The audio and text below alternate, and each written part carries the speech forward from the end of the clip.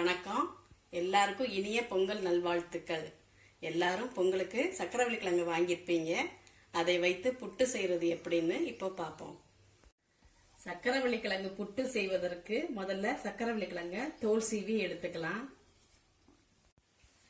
சக்கரவள்ளி கிழங்கு இப்ப தோல் சீவி கழுவி எடுத்து வச்சிருக்கேன்.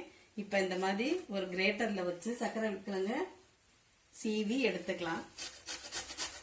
சக்கரவள்ளி கிழங்கு நம்மளுக்கு பொங்கல் சீசன்ல தான் கிடைக்கும். இதுல நிறைய வைட்டமின் ஏ, நோய் எதிர்ப்பு சக்தி உண்டு பண்ணக்கூடியது எல்லாம் இருக்கிறதுனால நம்ம இந்த டைம்ல இதை வாங்கி குழந்தைகளுக்கு செஞ்சு கொடுக்கலாம்.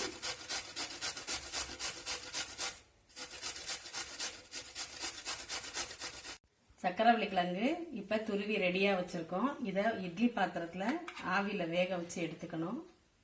இந்த மாதிரி ஒரு இட்லி தட்டுல எடுத்து வச்சுக்கோங்க.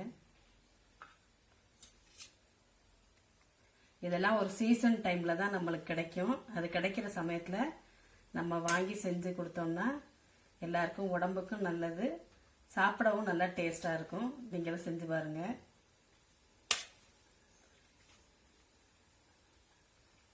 இதை ஒரு 5 நிமிஷம் வரைக்கும் ஆவியில வச்சு எடுத்துக்கலாம். இப்ப அடுப்புல தண்ணி சூடாயிருச்சு. அதில் இதை வேக வச்சு எடுத்துக்கலாம். இதுல நான் இப்ப 2 விதமா உங்களுக்கு செஞ்சு காமிக்க போறேன். இனிப்பு சேர்த்து 1, உப்பு போட்டு 1. எப்படி செய்யறதுன்னு பார்ப்போம். சக்கரவள்ளி கிழங்கு வேக வச்சு 5 நிமிஷம் ஆச்சு. இப்ப வெந்துருச்சா என்னன்னு நம்ம பார்க்கலாம். இப்ப இதை எடுத்து லேசா அப்படி பாத்தீங்கன்னா நல்லா நசுங்கிடும். அதுதான் வெந்ததுக்கான பதம். 5 நிமிஷம் வச்சிங்கன்னா போதும்.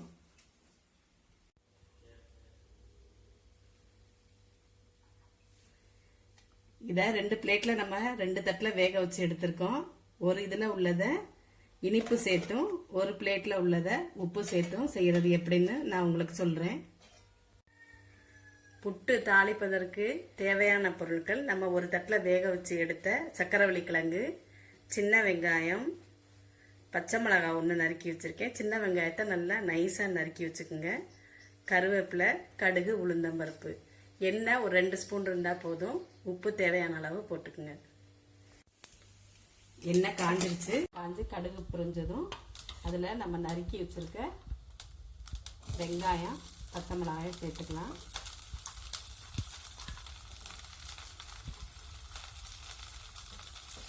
சேர்த்து நல்லா வதக்கி விடுங்க.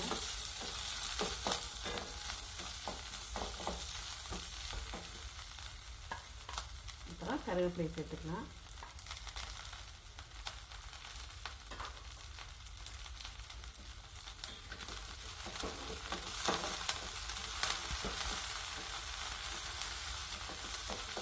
வெங்காயம் நல்லா வதங்கி வரட்டும்.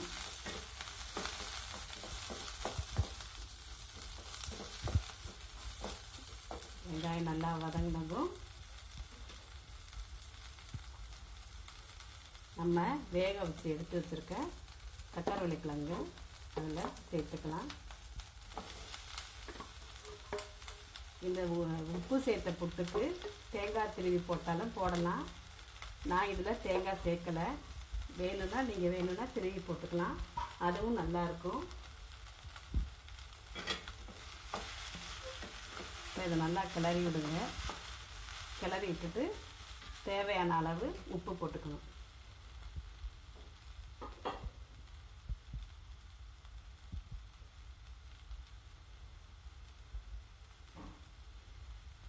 தேவையான அளவு உப்பு போட்டு நல்லா சேர்ற வரைக்கும் கிளறி விடுங்க.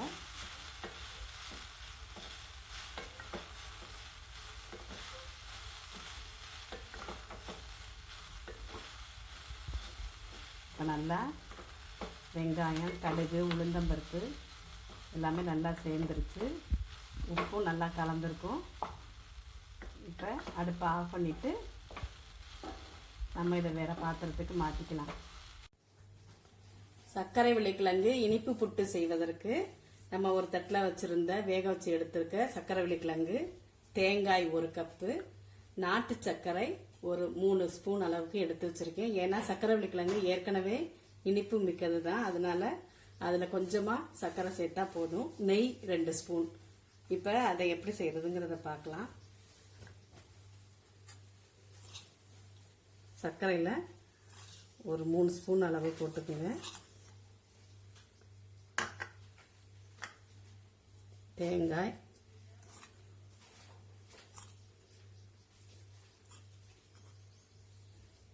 இது போதும்.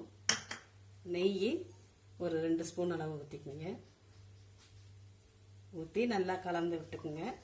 கலந்து விட்டால் நம்மளோட சக்கரவள்ளி கிழங்கு இனிப்பு புட்டு தயார். இது சாப்பிட நல்லா இருக்கும், சர்க்கரை சேர்க்கறதுனால நல்லது. இப்போ சர்க்கரை தேங்காய் எல்லாம் நல்லா சேர்ந்து ஒன்றா வர்ற வரைக்கும் நல்லா கிளறி விட்டுக்குங்க. எல்லாம் ஒன்றா சேர்ந்ததும் சக்கரவள்ளி கிழங்கு இனிப்பு புட்டு ரெடி ஆயிடுச்சு. சர்க்கரை வள்ளிக்கிழங்கு இனிப்பு புட்டும் உப்பு புட்டும் இப்போ சாப்பிட ரெடி ஆயிடுச்சு. நீங்கள் எல்லாரும் ட்ரை பண்ணி பாருங்க. உங்கள் ஃப்ரெண்ட்ஸுக்கும் ஷேர் பண்ணுங்க, கமெண்ட்ஸ் பதிவு பண்ணுங்க, எங்கள் சேனலை சப்ஸ்கிரைப் பண்ணுங்க. சப்ஸ்கிரைப் பண்ணும்போது பக்கத்தில் இருக்க பெல் ஐக்கானை ப்ரெஸ் பண்ண மறக்காதீங்க. தேங்க்யூ.